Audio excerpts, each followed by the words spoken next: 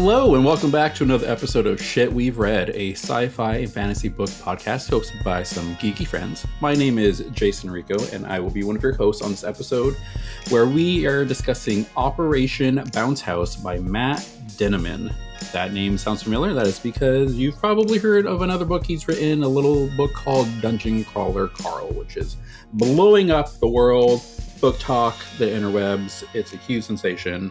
But we got to be different. We got to be the pick-me girls. So we're going to read a different book instead. Joining me on this episode are my co-hosts. First up, let's go with Laura Benson. Hi, Laura. How's it going? Hello. Glad to be back as always. How are you? I'm doing well. Glad you can join me. Yeah. And joining us for our first official regular episode, new co-host Brittany Wong. Hey, Brittany. How's it going? Yeah. Hello, good. Thank you for having me. Of course. Thanks for joining us. If anybody listening has not already checked out our mini-sode where we get to talk to Brittany and get to know a little bit more about her, go check that out and you'll get to kind of hear some of her reading habits, what she's into, other hobbies. So that's a good little introduction for her. But yeah, we're happy to have you join us on this episode. But before we get to the book at hand, as always, we do a little icebreaker here, which we lovingly call Other Shit We're Reading, which is we just talk about some of the other shit we're reading in our own personal lives, our own free time. Brittany, I'm going to start with you, new girl. What are some other things you're reading on your own time? I just finished Strange is the Light by Sarah Marie Griffin. It's a story of following these four friends through their traumatic lives, but they're also throughout the story playing a role-playing game. It's very good. Okay. And then I just started Lucky Day by Chuck Tingle. Ooh, nice. I'm looking forward to that. I've heard a lot of great things, but I'm only on page 5, so we'll see how it goes. Just started. Gotcha. Have you read anything else by Chuck Tingle? No, this is my first one. Your first one. Awesome. For anybody listening, if you're not familiar with Chuck Tingle, do yourself a favor, look him up on Instagram. He is very well known for what he calls his Tinglers, I believe is the name, which are a series of self-published novellas. They're like erotic novellas where someone is usually pounded in the butt by some sort of personification of something. It's so hard to describe. Like, you need to look him up, but it'll be like pounded in the butt by my crippling anxiety, or pounded in the butt by the interrobang exclamation point, or just like really weird things. They're so funny. The covers are very clearly homemade and photoshopped, just very basic. They're super entertaining. I've not read any of those, but when he released his first traditionally published novel, which Camp Damascus, I believe, I read that. So that's the one thing I've read by Chuck Tingle. So I'm glad that he's made the transition to traditional publishing. Also, he himself is a character, like literally a character. No one knows what he looks like. No one knows his true identity. He has a pink pillowcase, it looks like, with his eyes and mouth cut out. Love is real, I think, is like written on the forehead. He wears these pretty outrageous outfits. He seems pretty great. I kind of want to be him for Halloween. That would be pretty cool. I love the theories of who he is. Oh yeah. Yeah, because there's a lot of different ideas of who he is. My favorite is there's so many Chris's. Pine. Chris Pine. Yes. My favorite theory is Chris Pine. Because apparently he is actually, like, I don't know the term. Like, he's well known. He's well known for, like, I don't know, sex studies or something related to sex and writing, I guess. It's been a while since I read about this. I might be remembering this incorrectly. Yeah, but I don't know. There's something about but his real life that would make sense if he were Chuck Tingle, but there's no proof. It's been a few years too since this theory surfaced. The way I remember is I think he said that in his free time he likes writing like erotic things for fun. Oh, was it that? Or something? Okay. And so people right away say, "Oh, Chuck Tingle." Maybe. I know Emma. I think Emma saw him at something, and I Chris was Pine like, or Chuck Tingle? Sorry, Chuck Tingle. He was there at some event that she went to, and he spoke at it, and I was like, did he sound like Chris Pine? And she was like, no, not really, no. Yeah. I was like, damn. I knew like none of this, so I'm pretty excited now to read the book. Oh, yeah. I knew that he had a pillowcase or whatever it is on his head because of the Goodreads profile, but that's all I knew. Oh, right. So this is Yeah. exciting. Yeah, the Chuck Tingle lore goes deep, so. We're excited to hear what you think of Lucky Day when you're done with it. Hopefully it's good. Yeah. Anyhow, back off that tangent. Thanks for sharing, Brittany. Laura, what is some of the other shit you're reading? I have been trying to put a little bit more focus on the arcs that I have collected because I have definitely fallen behind.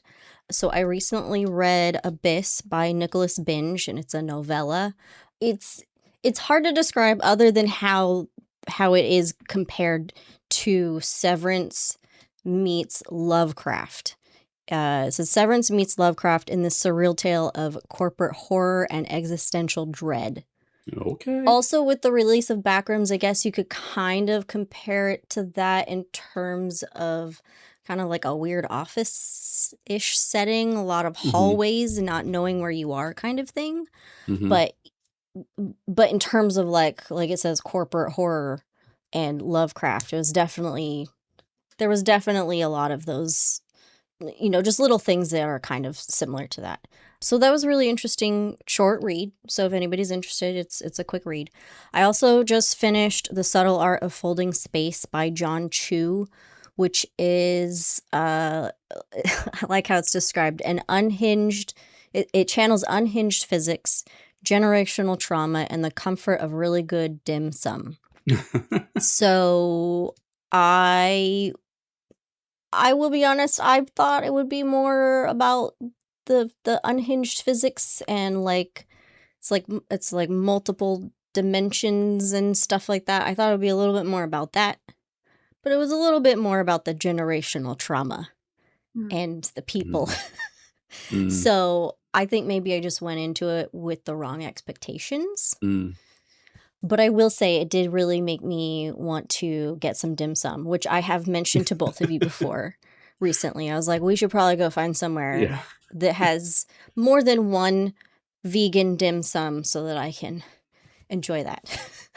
I'm down. Yeah, totally down. Maybe next podcast, planning meeting, we go get dim sum. Yeah, we should do that. What about you, Jason? Well, I'm glad both of you shared two books because I'm bringing nothing to this conversation. I recently have been reading nothing at all. As I mentioned, I've been on a multiple months long reading slump. Just have not had the motivation to read. If you're familiar with the podcast, I've gotten grief in the past about my spreadsheet and how I organize what I'm going to read and when I'm going to read it. That has completely gone out the door. I have not touched that in a while. I was actually looking at it just before we recorded to see what I want to read in the future, and it just makes me sad. I long for the days where I was on that spreadsheet multiple times a day. It was a hobby. I liked organizing and categorizing things, and So I've not really read anything. The last book I read was our After Dark book last month. She Came for the Back. But I will say, and it's related to books, I just watched The Odyssey, which is based on a book, The Odyssey. And that was really good. That was fun. We have the benefit of living in Sacramento, California, which is one of the only cities in the nation, maybe the world, that have the IMAX type of theater capable of showing the 70 millimeter. The way that Christopher Nolan shot it and wants to show it. One of 20, I think, IMAXs that can do it. So tickets for that sold out immediately. And I needed to wait. So I just got around to watching it a month later. But it was really big. I got in, and it was nice seeing it on the huge screen. And it's a gorgeous movie. It's well done. So I'm sorry to any listeners who may not have known that your IMAX theater is not really IMAX. I actually didn't know that until Project Hail Mary. I had no idea there was a difference. And so a few of us went to see it, and I was like, I got tickets for the IMAX. The colors and stuff will look better. And And then Emma was like, yeah, it's not really IMAX though, right? And I was like, wait, what? Yeah. So I am bummed that I didn't get to see that movie in IMAX. I did miss out on that. Well, actually, you too, Jason. I saw it in IMAX. Right? Oh, no, you did see it in IMAX. Oh, that's right. Everybody went and saw it afterwards, after the initial showing, but I didn't make it in. Yeah, you and I went to go see it. Yeah, Brittany, you went and saw it too. Mm-hmm. Yeah. Okay, side question about the Odyssey at IMAX. Ooh. Was the AC working when you went? Because it wasn't when I went to see Hail Mary, and I thought I was going to die. It was not as bad as Hail Mary, so I'm assuming it was working. Okay. I remember going into it thinking I'm going to be sweating. I left with my back feeling a little damp, but I didn't feel as uncomfortable as I did when I was in Project Hail Mary. Like I remember like leaning forward away from my seat, like I felt like I was sweltering, and I didn't feel that way with Odyssey. Okay. And it is a longer movie, so like it was working better at the very least. Good to know. Yeah. Maybe it also wasn't as hot outside. I would imagine it's probably hotter because it's in summer and Project Hail Mary was in March. So depends on the day. I guess maybe, I don't know, but yeah, anyhow, the Odyssey. Anyways, go see it. Well, Jason, hopefully one of our books that we do for the show might help you get back into reading. I think you probably burned yourself out because of your spreadsheet. That might have contributed to it. I will entertain that, perhaps. Yeah, I have been thinking. It's a lot of pressure.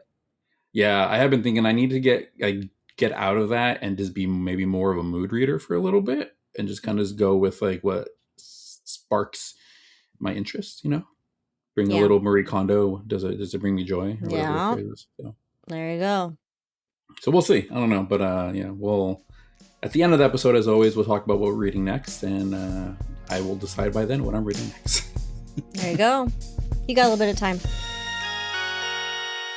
And that's enough of an icebreaker, I think. Let's get to the book at hand. As I mentioned, we read Operation Bounce House by Matt Dinniman. It was published in February of this year. Like I said, he is the author of Dungeon Crawler Carl, which is a big cultural phenomenon right now. It's like 8 books deep. Lots of people have read it, heard the series described as like romantasy for guys, although I know lots of women also love it. So we definitely kind of wanted to, I don't know, we didn't necessarily want to discuss the book itself, but we wanted to kind of get on the bandwagon a little bit and see what else he has to offer, which is why we chose this book. It is a standalone science fiction book. It's not connected to that universe whatsoever. So we felt like that would be good for the podcast. Let's see, synopsis. Brittany, would you be up for reading it for us? Sure. Let me scroll down so I can see it. Okay. All colonist Oliver Lewis ever wanted to do is run the family ranch with his sister, maybe play a gig or two with his band, and keep his family's aging fleet of intelligent agricultural bots ticking as long as possible. As a fan of Earth television and culture, he figures it will be a good thing when the transfer gate finally opens all the way and restores instant travel and full communication between Earth and his planet, New Sonora. But there's a complication. Even though the settlers were promised they'd be left in peace, Earth's government now has other plans. The colossal Apex Corporation is hired to commence an eviction action, but maximizing profits will always be Apex's #1 priority. Why spend money printing and deploying their own AI soldiers when they can turn it into a game? Why not charge bored Earthers for the opportunity to design their own war machines and remotely pilot them from the comfort of their own homes? The game is called Operation Bounce House.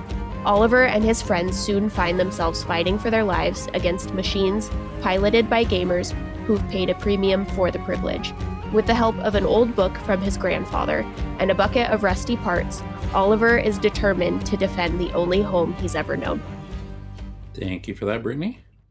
All right, so that's what the book is about. Let's start with non-spoiler first impressions. Laura, why don't you tell us, what did you think about this book? I finished this book yesterday, so I've only had about a day to really think about it. Mm-hmm. So at the moment, I enjoyed it for the most part. Mm-hmm. But I think I was expecting something different. Okay.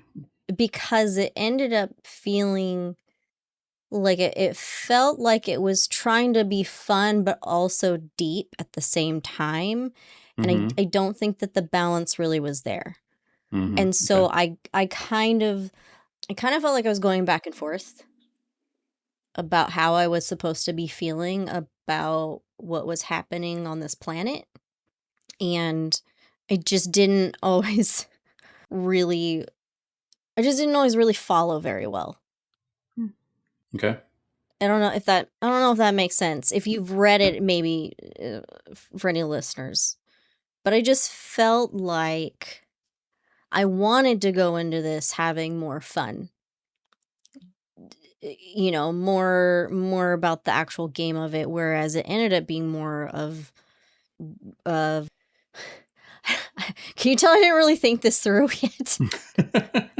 It just felt like it was trying to be heavier, but like it had a lot to say. It had a lot of themes. There's definitely a lot of serious themes in this book, but it also still felt very surface level to a certain point.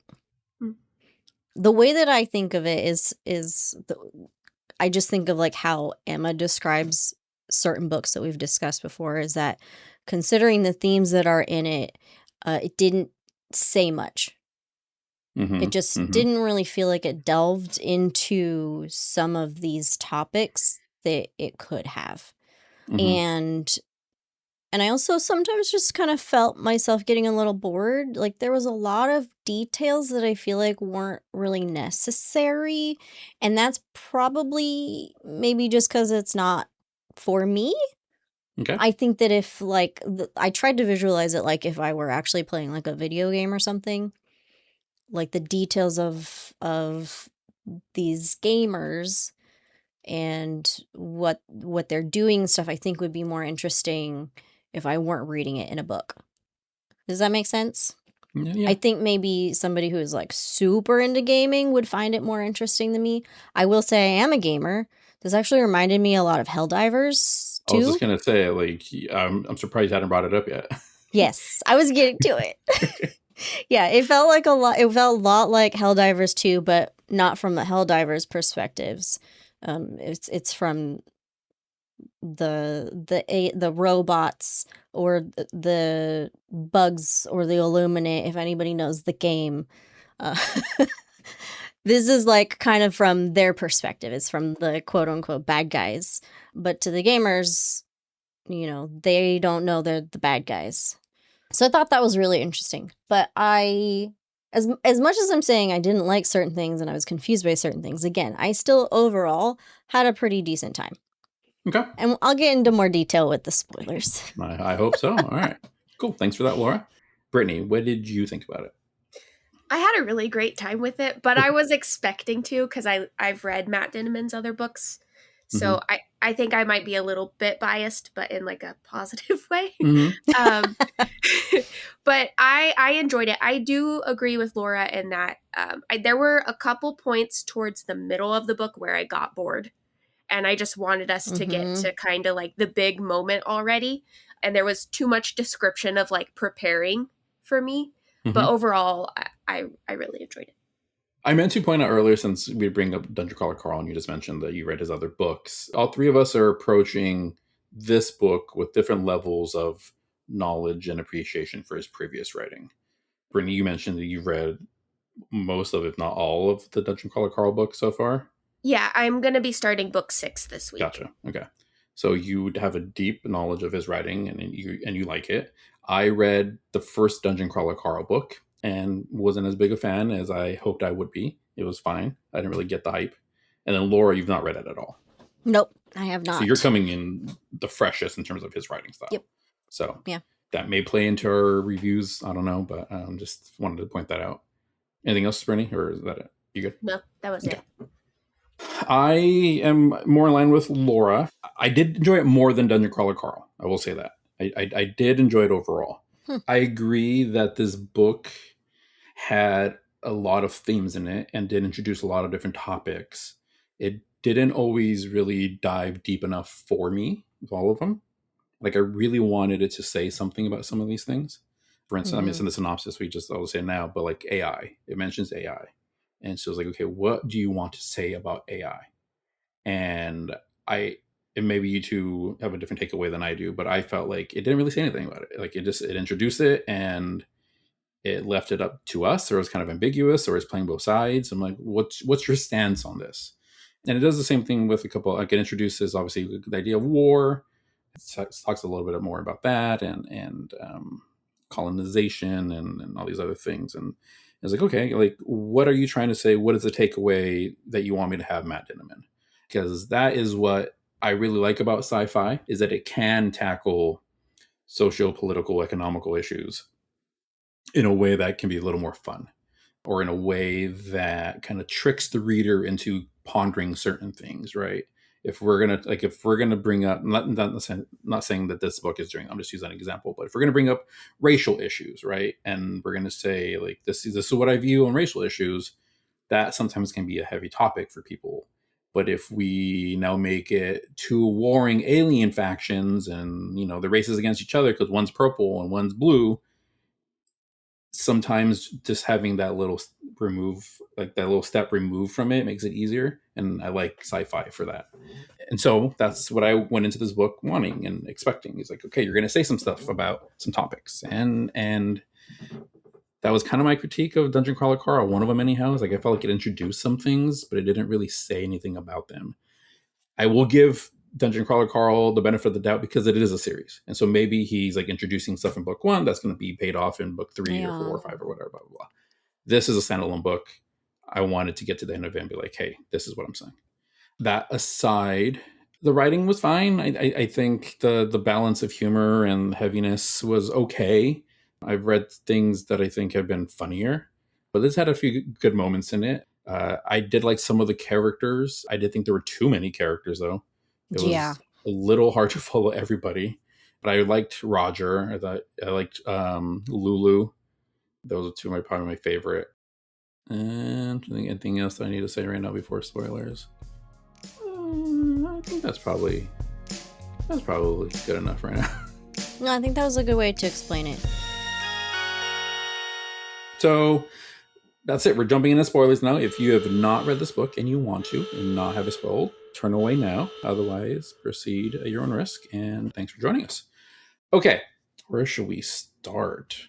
I'm just looking over my notes. You just said you liked Roger and Lulu. Mm-hmm. I found that I didn't really particularly care for any of them. Maybe either a little bit or any of the characters. Any of them. Oh. If I had to pick, it would probably be Roger, just because he's just so interesting in what he is and what he's doing, and still having a little bit of mystery. After I was done reading, I went and I looked through some Goodreads reviews, and somebody had said that it felt like Roger was the main character. It didn't really feel like it was Oliver. Mm-hmm. Even though it was told from Oliver's perspective. Most of it just felt like it was a lot of just Roger. It's just about Roger, what he's saying, what he's doing, what he's setting up, what he's coordinating, how he's doing all this stuff on Earth. And, they said that it felt a lot like it was just telling a story about Roger from Oliver's perspective. And I thought that was a really great way to explain it, because I also was kind of struggling with how I was feeling about everybody, because like you said, there's a lot of characters, and also with Roger having different names for some of them, I didn't always know who he was talking about. Like Oliver, friend number 3. I don't know what any of the I don't remember him anymore. It just felt like there was a lot of characters that were there to make Oliver look like a good friend, a good person, and also have all of these other people around to be doing all of these things during these battles. And they didn't always necessarily feel important.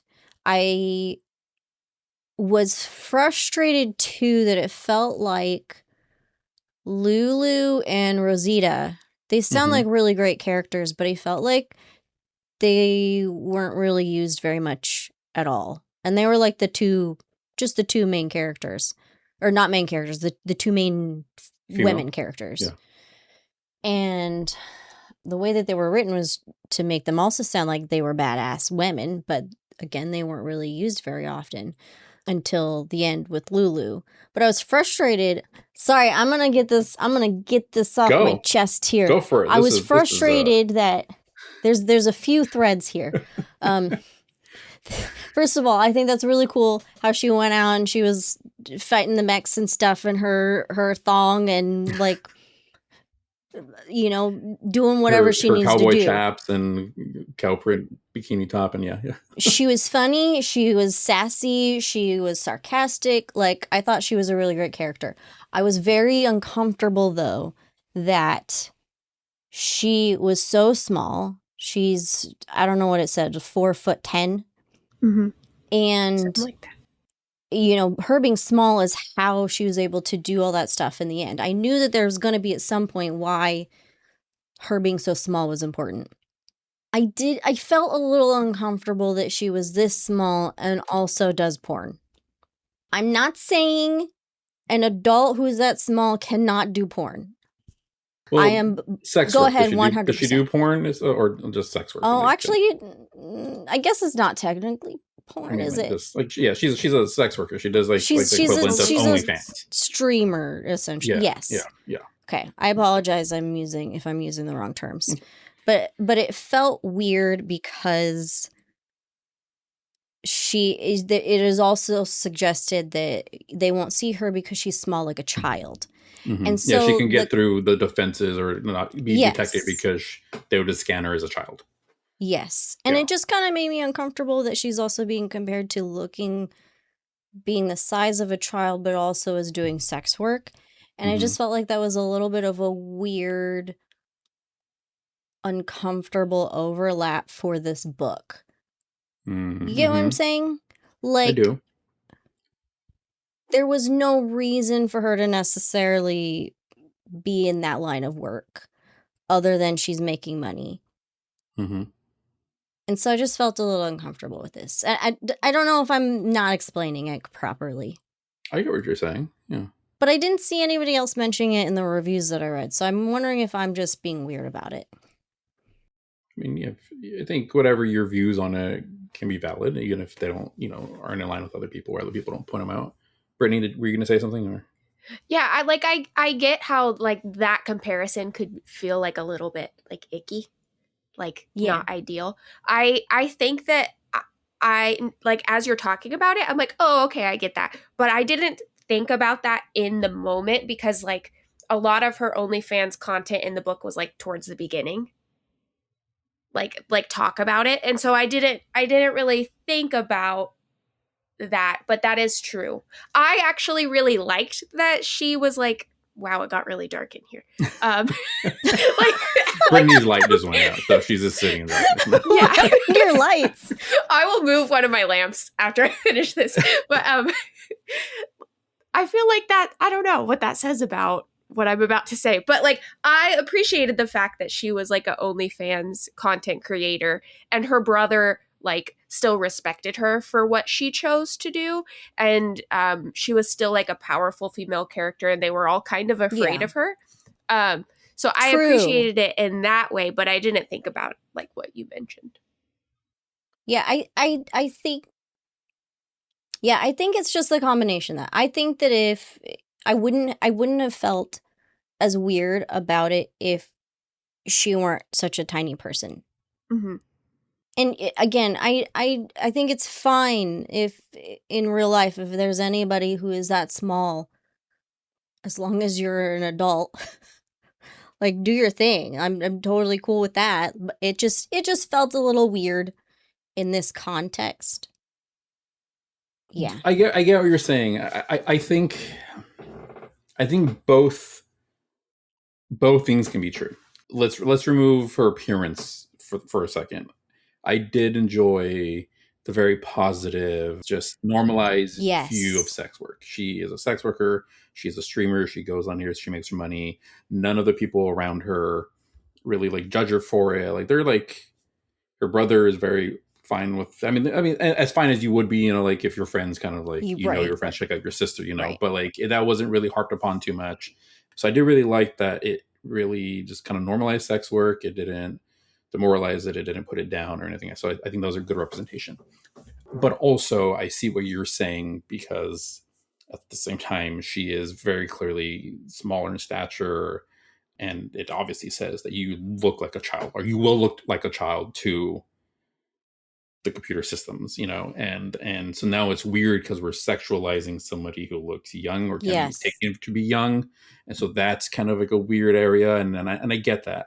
This is, I think, one of the areas where I feel like the author, like Matt, was putting stuff into the book that was pulled from real life, but didn't always say a lot about it. And my takeaway was, if you look at streaming culture, and a lot of this book was about streaming culture, like people kind of Yes, that is streaming true. on like kind of like a Twitch kind of thing, showcasing their gaming and stuff like that. She streams like on OnlyFans.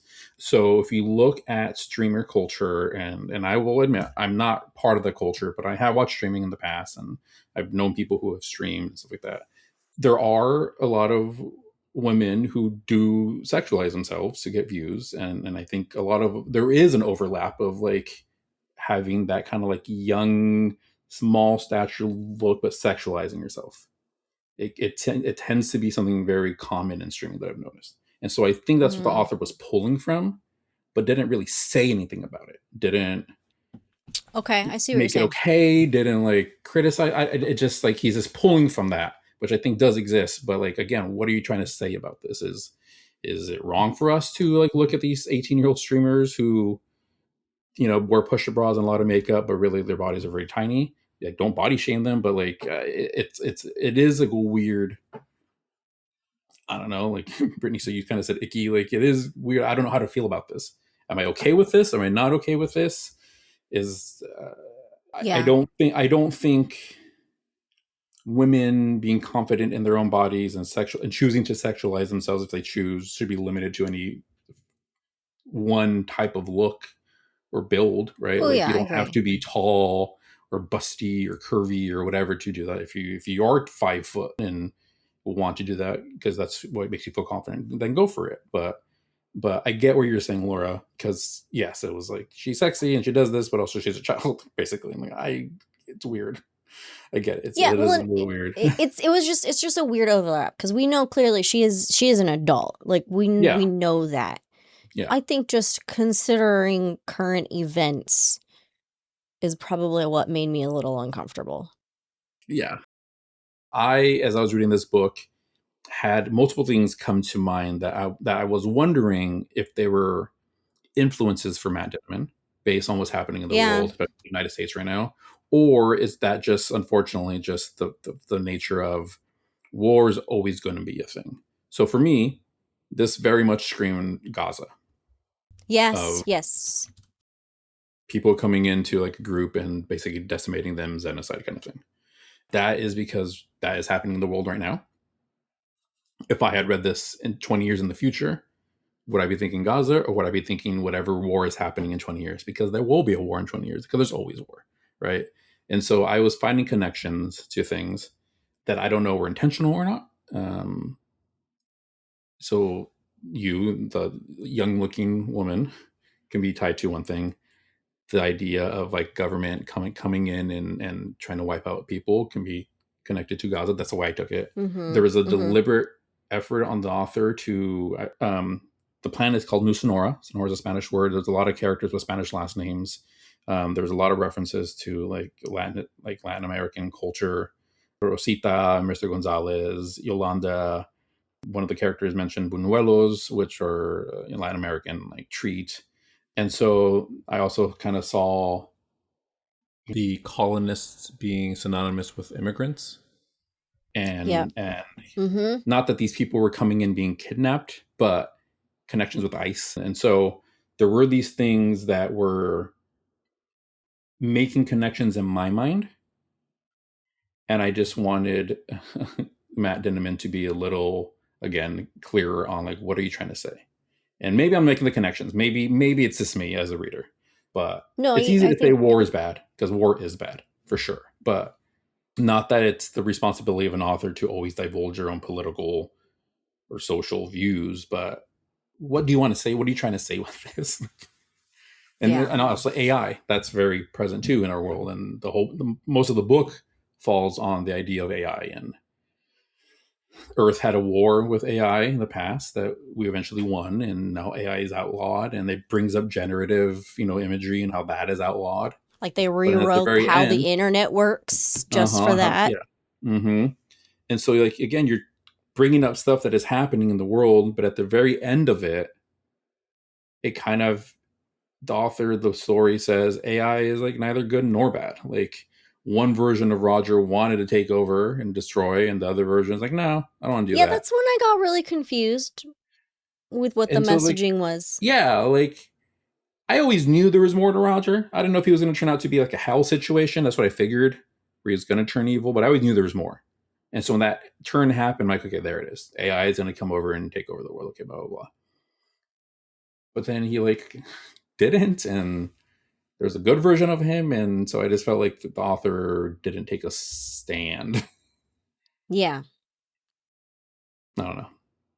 I do think it definitely like went back and forth, because that point where Roger is going to Earth to like decimate them and then doesn't, and they can't find him. Right. Like in their internet system. I didn't appreciate that, because I feel like we didn't actually find out what he did. Like, it was unclear to me unless I missed something. We don't really know what's happening with him. Although he did say he was going to probably disappear for a few years. Like, he's going to hide. Mm-hmm. But he still said he didn't know what he was going to do after that. So it's up in the So air. he technically still could come back and start a war again. I don't know. Mm-hmm. What did they call the original one? Roger? Yeah, Roger. I just think Star Wars. Yeah. Yeah. In general, I thought the ending was just a little too easy, convenient, a little busy, a little unclear. I liked the whole storing your consciousness thing. I didn't. Oh yeah, we just introduced that at the end for no reason, and then I was like that. I mean, that's cool. I'm. That's logically where that would go next, and I liked how Roger hid that was happening until it was done. Like, didn't tell him you're dying. Like, just kept talking to him, and he's like, "Oh, by the way, this happened." I think that was a really interesting way to have written that. But I didn't like how he was just like, "Oh yeah, I had my things extract your sperm so you can have children." I was like, "Are you kidding me?" Why would he really think about that? And would they really be able to properly do that in the first place? No.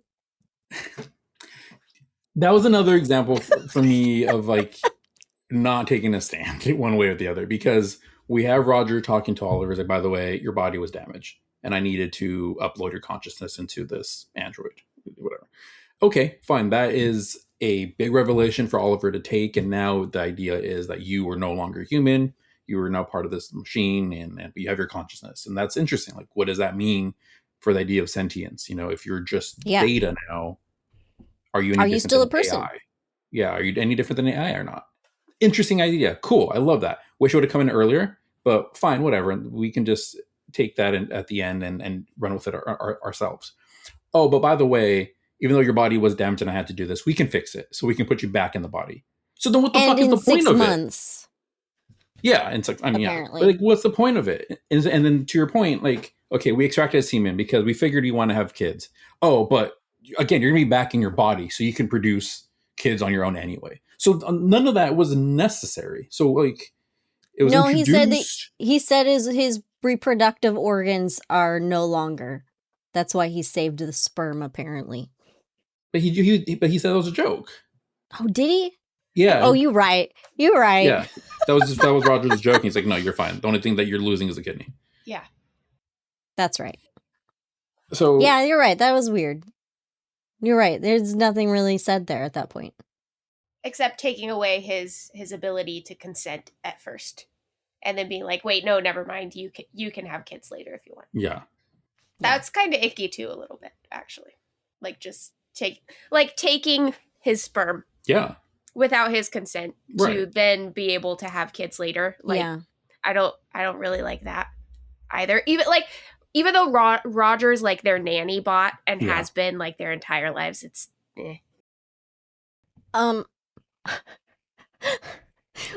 I just feel like we're falling back onto our old habits of just talking about all the things that we didn't like. Just a quick reminder, again, I was fine reading this. These are just things that really bothered me. Shit, what was I about to complain about? Brittany, get us back on track because you said you liked it. So tell us some more things that you like just to get us back in that mindset. Okay, one thing I did like, which also unfortunately does tie into something I didn't like, is the magic chickens and the pig. They brought me funny. So much joy. But also, how come they weren't actually magic chickens? Or at least we didn't find out they were magic chickens. That really frustrated me. Like, I wanted it was the clicking. They just attacked. They attack on clicks. But like, we didn't get anything else more than we didn't. Than the clicking. Yeah. I really wanted a cinnamon roll. Yeah. Yeah. That was a good moment. Yeah. That was nice. I mean, yeah, that's actually a good point. One thing I did really like about towards the end of the book, I did like the idea of doing the concert. So in the context of the book, these colonists have been trying to get sympathy, by like, say, hey, you're killing us, right? And they're realizing no one cares about that. And so like, okay, instead of like caring about that you're killing us, care about how we live, care about the fact that we're people. And this, we have desires and dreams and all that kind of stuff. And so they decided to do this concert. And I did find myself getting a little emotional with that, honestly, of just like this idea of like, they know defeat is imminent, that they're probably going to die. And like, we're going to go out on our own terms and we're just going to have fun. Like, we are a shitty band. We know we suck, but we're going to play because we like it. And all the other colonists is like, we're going to listen to you because it brings us joy, even though we also know you suck. I thought that was really nice. Yeah, I thought that was a good idea.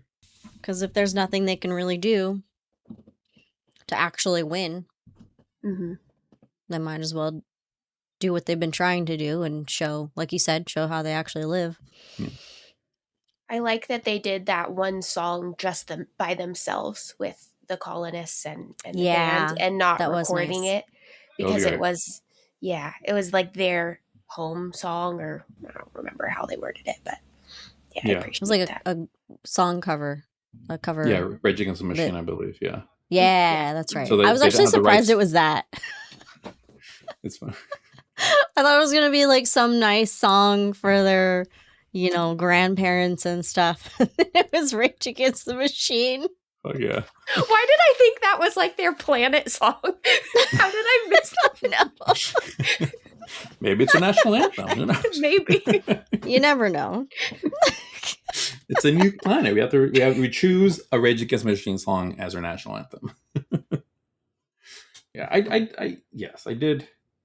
I did think some of the themes I introduced, even if it didn't really go into them a whole lot, were good to bring up and question, right? The idea of xenophobia, capitalism at its worst, right? Like these people playing the game are just feeding into this video game and they're desensitized to violence, which I think, or desensitized to death, which I think is very true of stuff now. So even if maybe it didn't go as deep into them as I wanted, I think it's still worth reading for those reasons. Yeah. I do think like the one thing that I got from the book that he was clear on is like social media is bad.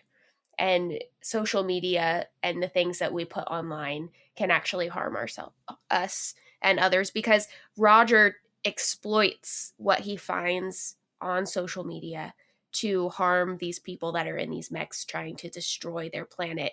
And like at one point there's like a swatting situation. Someone dies. Like he's fully exploiting everything that they have online. And I think that that's something that like I can think about too, is like how I use social media and keeping my life more separate and private in certain aspects. I did think about that quite a bit while reading that's this. true. Yeah. Social media, streaming culture, like you had mentioned earlier, or was it Jason? Jason mentioned. I don't know. Yeah. Yeah, I felt like it. I mean, clearly we got a lot of detail on streaming culture in this book.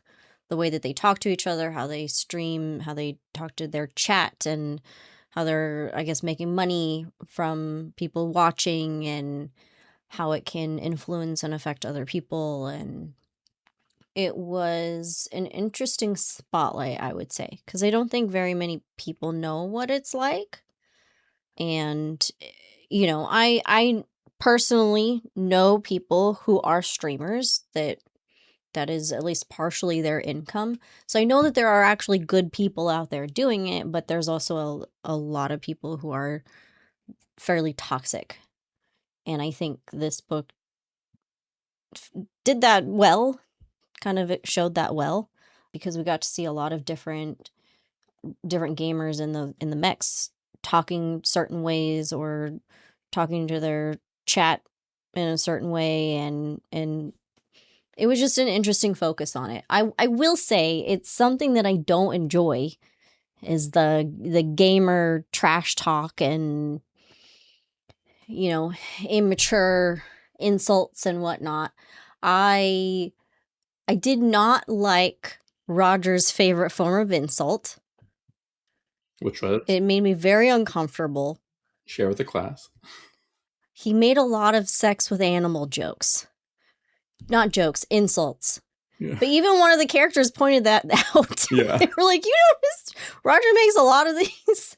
And it just made me feel really gross. Like, I get what he was trying to do with that in each of those settings, those situations.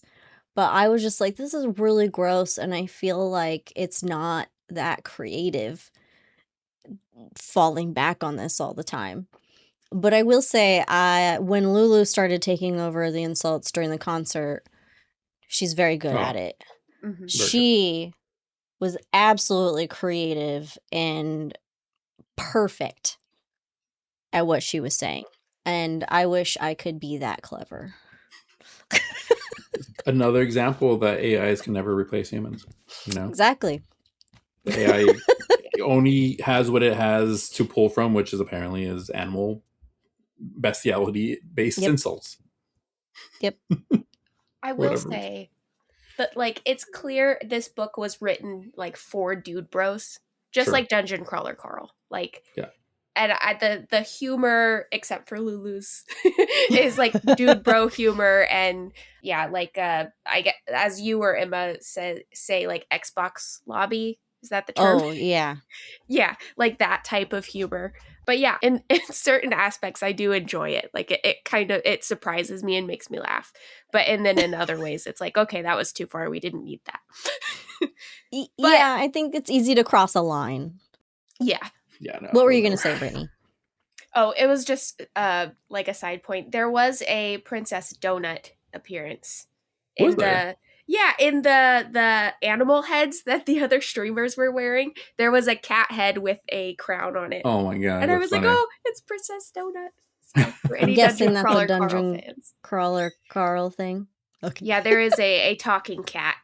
Yeah, definitely one of my favorite characters from that series. Okay. Sorry, I forgot that you hadn't read any of the books. That's okay. It's okay. So anything else major that we've not touched upon, or we want to I don't know about you guys. I listened to the audiobook for the last half because I realized I was not going to finish it in time to record.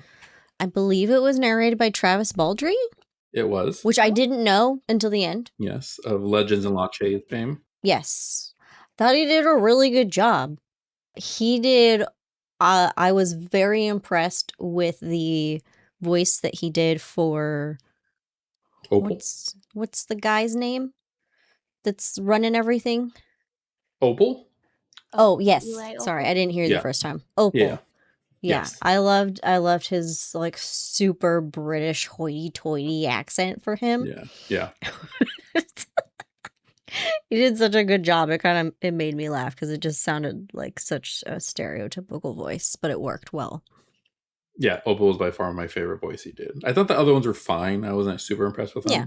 But Opal in particular, I think, was really good. Yeah. Yeah, I thought he did a good job. So if anybody's wanting to just listen, I think it would be a good one to check out. Yeah. Yeah, I wasn't expecting to hear his name as narrator when I first started it. I forgot he is a narrator. Like, I think before he started getting published, and that's what he did. He, like, narrated books. So it's kind of fun to, like, hear him again, because I listened to the Legend of Latte books. So. Oh, yeah. I think I listened to some of those. I don't remember at this point. At least the first two. I haven't gotten to the third one yet. I just remember not knowing either that he had done his own narrating of his books, and then afterwards I was like, whoa, wait, what? I was wondering why a dude was reading this. Because the main character is a woman, so. Yeah, that's true, yeah. All right, anything else? Going once, going twice? Anything specific?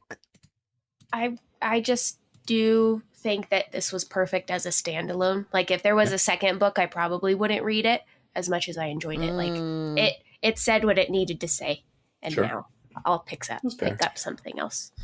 Do you think this book would have been better as maybe a novella?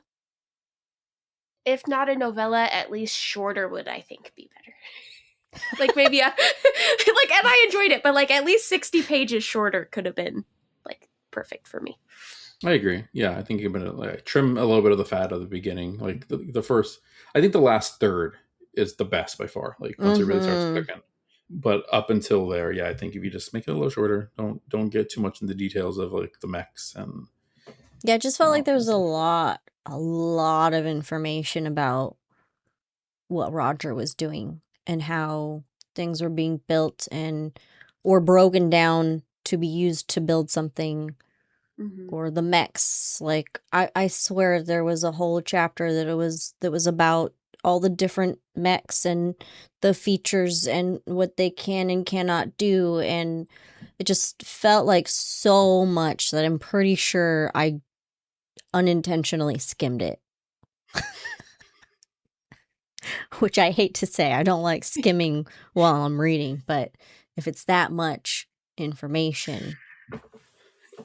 Actually, that brings up a good point, because one of my biggest critiques of Dungeon Crawler Carl was that the entire thing was designed to feel like you're playing a video game, but annoyingly so. Like the same kind of pop-ups that appear on your screen as you're playing a game and achievements, and it was just really repetitive of like, I get it. Like, I know this is a video game. I don't need to hear about every single thing. And it was kind of the same thing with this, of like the idea of the mechs, and if like, you know, like your mech gets destroyed, you can pay to blah blah blah, like get a new mech, and like there are all these rules of the video game. Is like, I didn't necessarily need to know all that constantly. Like we could have just said you pay for your mechs and just move on from there.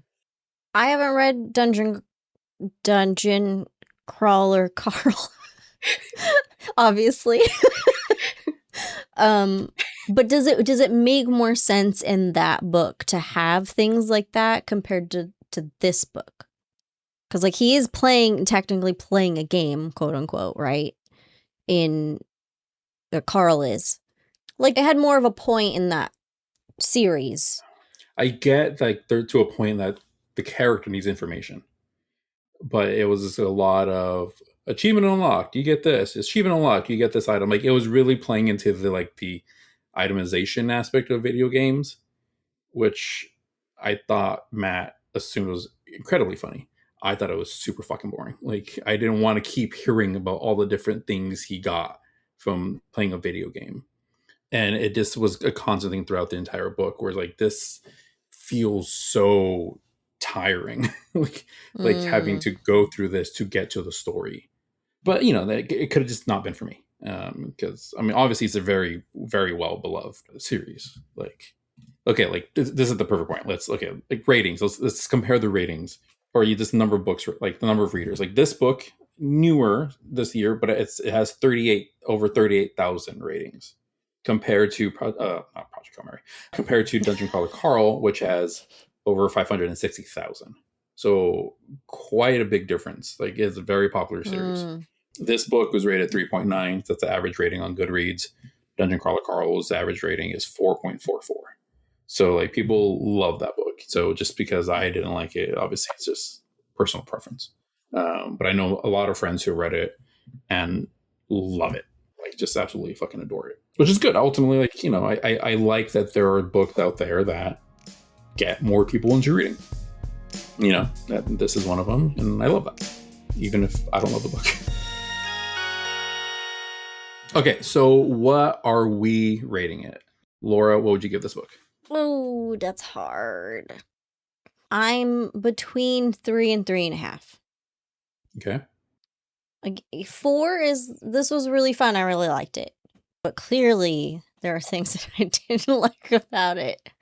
But I still think it was still like I had a good time. So I'm going to go 3.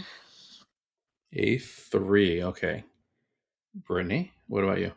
I would say a 3.5 because I did really enjoy it, but at the same time, I didn't enjoy it as much compared to his other books. Like at all. So like in comparison. So I would say a 3.5. Like the writing wasn't bad, but it wasn't my favorite. Sure. Okay. I'm with Brittany. I would give it a 3.5.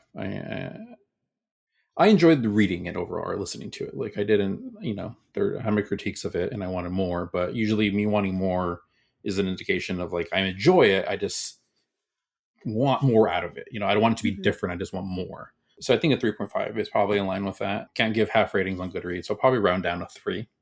But 3.5. You're making me want to change my rating. No, it's locked in. That's it. We have to be different. I can do 3.5, but still give it a 3 on Goodreads. Oh my god.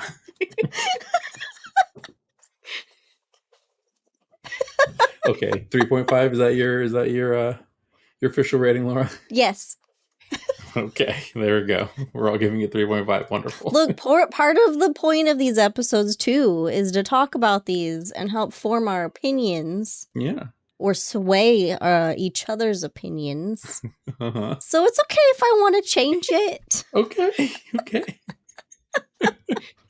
Okay, 3.5 is our average rating for this book. All right, let's move on. What is some of the shit we're reading next? Laura, what you got? I started 2 books. One I'm reading, one I am listening to the audiobook because I don't want to read the physical book because I want to have my lights off while I'm reading my book. So I use my ebook, and it's not available from the library right now. So audiobook it is. Okay, audiobook, I'm listening to Sublimation by Isabel J. Kim from Tor Books. This is one of my arcs that I have not gotten to, but it, I believe, is out already. Doppelgangers, corporate intrigue, heartbreak, betrayal, and the harsh permanence of the border. Sublimation is a thrilling and provocative debut for fans of Severance that asks what you'd sacrifice for a different life. From what I understand, basically, if you immigrate to another country in this world, you leave a version of yourself at home. So there's 2 versions of you. And you can talk to each other or you cannot. And so this book, I believe, is following one specific woman who has not talked to her other version since they were like 10 or 11.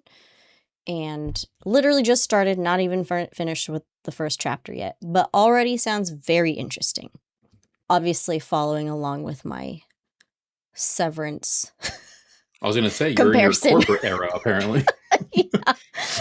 The other one I'm reading is A Wall is Also a Road by Annalee Newitz. It's another Tor arc. This one is out in October, so not out yet. Although it should be out soon. When is this coming? Yeah. So it'll be out soon for any listeners that are interested. A thought-provoking science fiction adventure about the meaning of life and love seen through the many eyes of an alien grad student studying a familiar backwater planet. Wink, wink.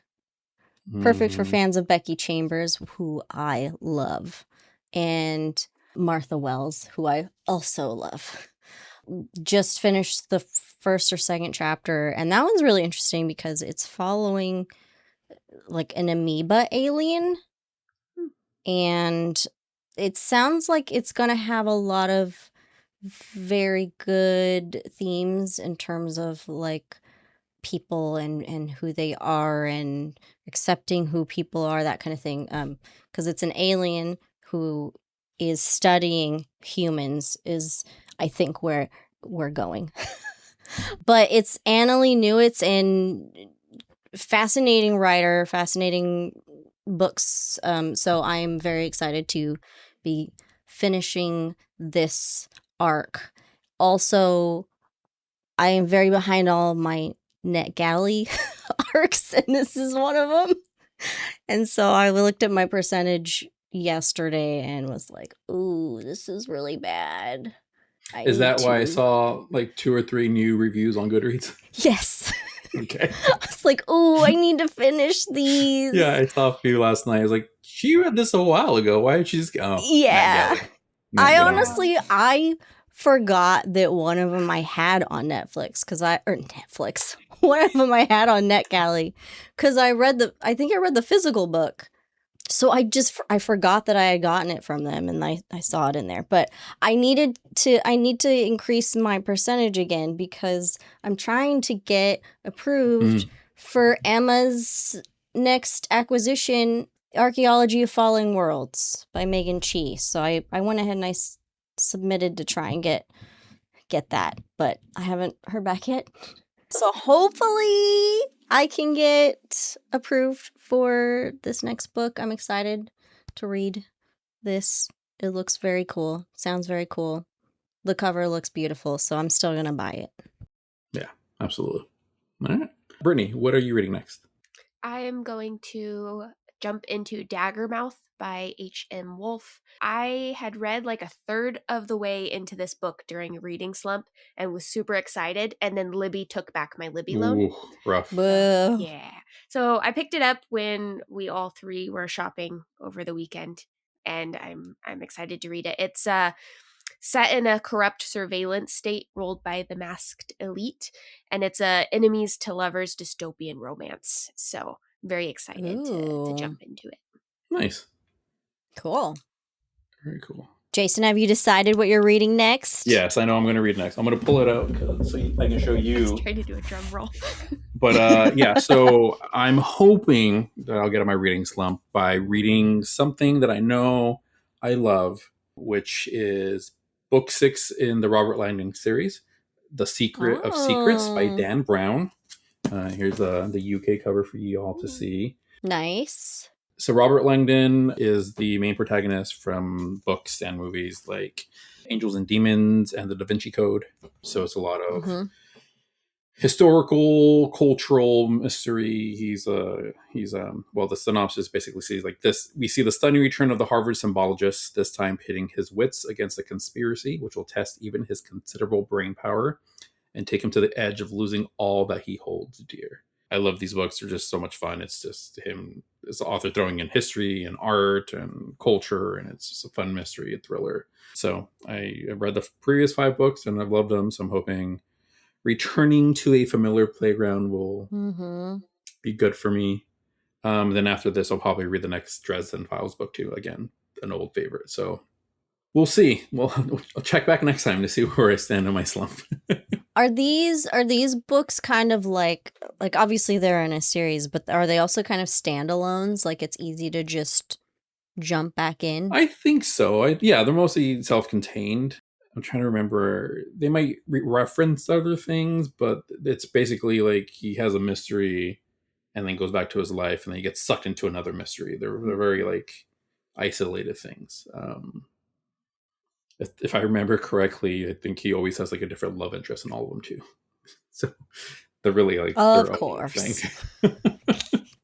He gets paired up with some random art curator or,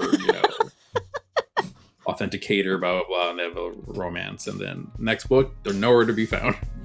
Of course not. But yeah, they're fun. So we'll see. Okay, so that's our discussion on Operation Bounce House. Thank you so much for listening. We're glad to be back for another season and talking about this. Brittany, thank you so much for joining us on your first official book discussion, the first of many to come. Thank you. So if you're listening and wanted to let us know your thoughts on this book, on Dungeon Crawler Carl, on anything else we've ever read, or maybe make suggestions of books you want us to read, find us on social media at Shit We've Read. And we also have a Discord. You can find the link to that on social media or our website, shitwe'veread.com. If you enjoy a podcast, you enjoy us shooting the shit about books, please consider rating and reviewing us. It really does help. And if you want to support us by getting some Shit We've Read merch or placing a one-time donation, you can do so on PayPal or Venmo. Links for that are also on our website and in the show notes. Yeah. Our next episode, next month, September, we will be doing another After Dark book. So we will be joined again by Emma Skies and Bella Romero to read Dark Lover by J.R. Ward. That is Emma's pick. The only purebred vampire left on the planet and the leader of the Black Dagger Brotherhood. Wrath has a score to settle with the slayers who killed his parents centuries ago. But when his most trusted fighter is killed, orphaning a half-breed daughter unaware of her heritage or her fate, Wrath must put down his dagger and usher the beautiful female into the world. That should be a good episode. It's an older book, so we'll see how problematic it is, but I'm sure it'll be fun. Like I said, that's going to be next month. And then our next regular book after that will be in October, and that is She's a Doll by Barbara Truelove. The synopsis is, Lucy isn't a normal girl, ghost, victim, killer. She's a doll on a mission to find the man who killed her and return the favor. A ghoulish and gleeful tribute to the unstoppable power of female rage and a love letter to the friends who have our back in this life and the next.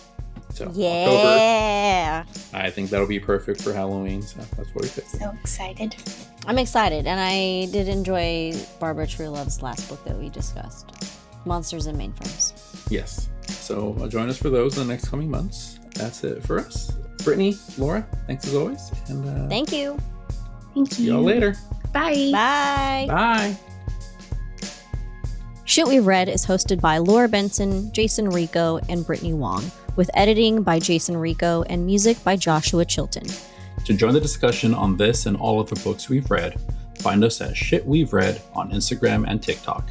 For more information about us or to request transcripts, please visit shitwe'veread.com. Thanks so much for listening.